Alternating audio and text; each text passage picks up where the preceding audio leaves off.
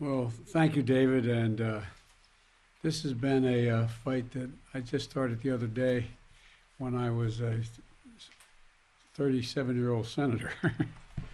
This has been an ongoing fight, not just on my part, but on the part of an awful lot of people.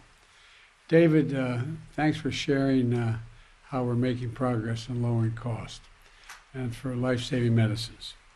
You know, we're here at a pharmacy today at the National Institute of Health to talk about my administration's work to crack down on price gouging, to lower prescription drug costs, to put money back in the pockets of hardworking families, and to reduce government spending on prescription drugs at the same time. Usually when you talk about government doing something that's going to affect spending, you think we're going to help people and going to cost taxpayers more. But this lowers taxes as well as lowers costs for individuals. Too many folks lay awake at night, and I know from experience watching, that staring at the ceiling, worrying what will happen if their spouse gets cancer, or if their child gets sick, or something happens to one of them. Do they have enough insurance? Can they afford the medical bills? Will they have to sell the house?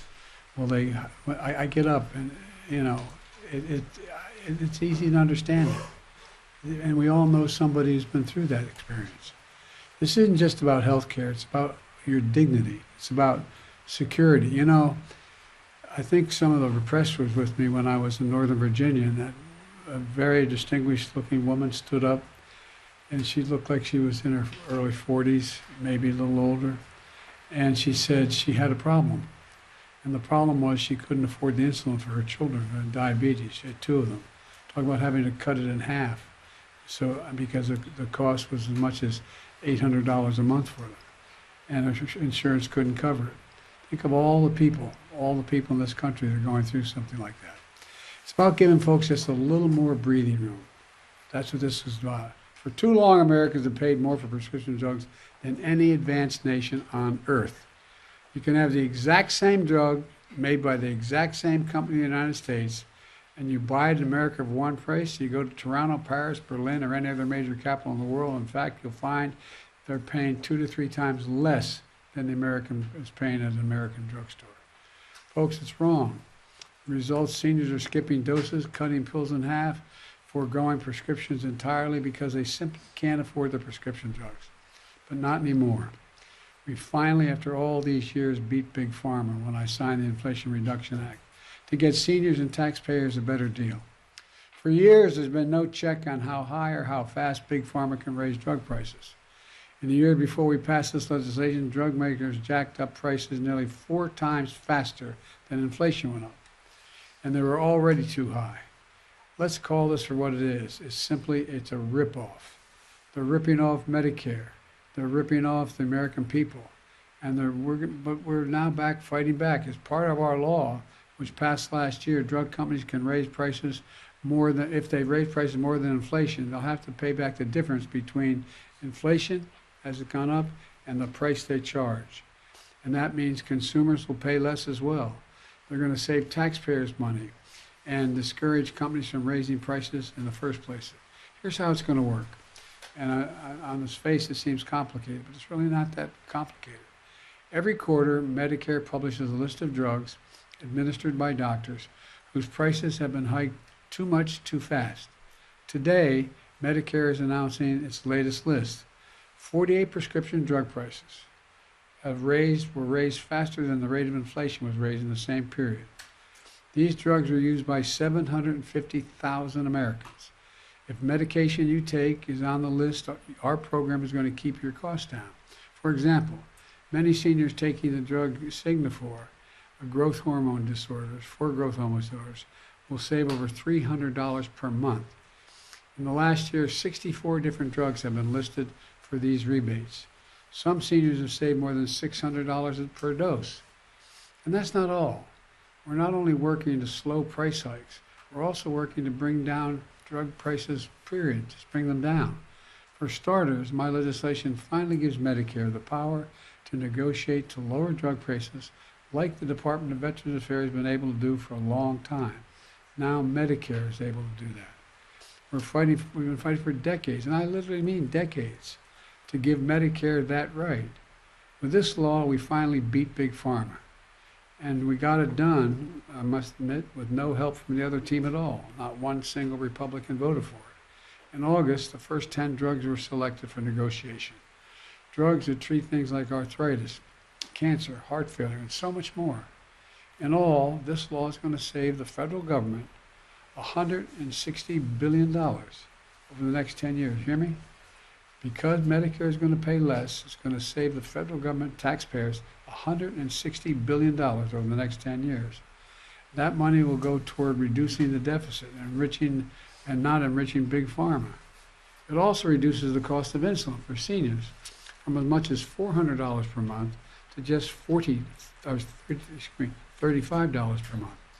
It makes important vaccines for seniors like shingles free, saving them $200 per shot. And it's going to cap the total out-of-pocket drug costs for seniors on Medicare. Now, next year in 24, it's going to be capped at, no matter what your costs are, it's going to be capped at $3,500. But in 2025, it's going to go down to $2,000 per year, no matter how expensive your drugs are. And drugs, as you heard from my introducer, can be up to $10,000, $12,000, $14,000 a year for cancer drugs. David just said that his cancer drug costs $16,000 a year. Thanks to this law, he's going to pay a hell of a lot less. It's a real game changer. This law is going to lower costs. It will save lives for people who forego drugs because they can't afford them. And I'll give folks a little more, just my dad just says, a little more breathing room. Just a little more breathing room. That's what Bidenomics is all about. Folks, negotiation and competition are the engines of a market economy. In every other industry, people negotiate prices every time. But with Big Pharma, it's been used to get its own way, no negotiation, suppressing competition instead of innovation. Drug companies say they need that extra revenue to develop cutting-edge drugs. Well, but studies show Big Pharma lately has spent more on stock buybacks, executive pay, and research than on research. Meanwhile, American taxpayers are footing the bill, more of the bill. Through their tax dollars, Americans pay more for federal drug research here at the National Institute of Health and other programs than folks in any other country in the world pay for. And we're happy to spend the money for the research because they do such good work. I believe it's a good thing that leads to breakthroughs that save lives. But drug companies benefit considerably from that research. They could not make their own drugs without the research done here. Taxpayers already are chipping in, paying a lot of money for that here at NIH to get these brilliant scientists to go out and find cures, find answers to drug problems, to drugs, with the use of drugs for health problems. And then they turn around and they charge Americans more because they charge than anyone else in the world because they, the private companies, take advantage of what happens here at this institute. I think it's outrageous. I'm pleased to announce that from now on, the part of the federal government that prepares for and responds to public health emergencies will make a so-called fair pricing a standard part of its contract and negotiations with drug makers. That means American families will finally pay the same as people in other countries for many of the vaccines and treatments developed or funded through their own tax dollars in the first place. It's a simple principle. You shouldn't pay a highest price in the world for drugs that your tax dollars have already helped create. We're already begun to secure fair pricing clauses and contracts for new COVID vaccines, 3 new COVID vaccines.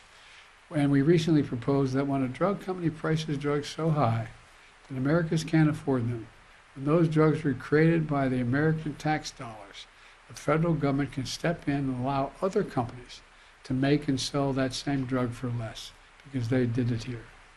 This is all part of my administration's work to promote competition across our economy, to lower costs, to raise wages, and improve care. Last week, we announced new steps to crack down on anti-competitive practices in healthcare. And we're going after what we call junk fees, like junk health insurance plans that look affordable and then turn out to stick consumers with hidden costs they didn't know existed. We cracked down on so-called surprise billing. For example, when a patient goes to a hospital for surgery, and it turns out the anesthesiologist, maybe a wonderful man or woman, is out of their network, their insurance network, they get a surprise bill for thousands of dollars because it's not covered. They didn't know they were going to get that bill. They should be aware of it. We're protecting millions of Americans every month from these unexpected medical bills. We're taking steps to ban the use of medical debt in credit reporting. Think about this now. How many people have medical bills? If I added up all the cost of when I was in the hospital, it's literally several $100,000. Imagine had I gotten that and I didn't have insurance and I ended up in debt because of that. Well, the credit reporting is so families in the credit reporting, those bills cannot be held against you forever by denying your credit. So not counted in your credit statement. Folks, here's the deal. Americans don't like being played for suckers. But Republicans are okay with that. They're fighting to keep these junk fees. They're trying to cut Medicare, Medicaid, and Social Security, and they're very straightforward about it. And not a single solitary Republican voted for any of the legislation, which is responsible for so much of this drug savings. When I know some want to. Now they want to repeal the law and let Big Pharma charge whatever it wants for prescription drugs again.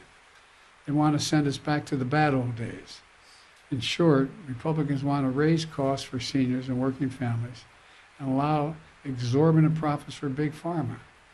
I will not let that happen as long as I'm around. I'm a capitalist.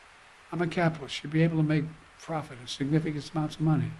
I have no problem with companies making reasonable profits, though, but not on the backs of seniors and working people.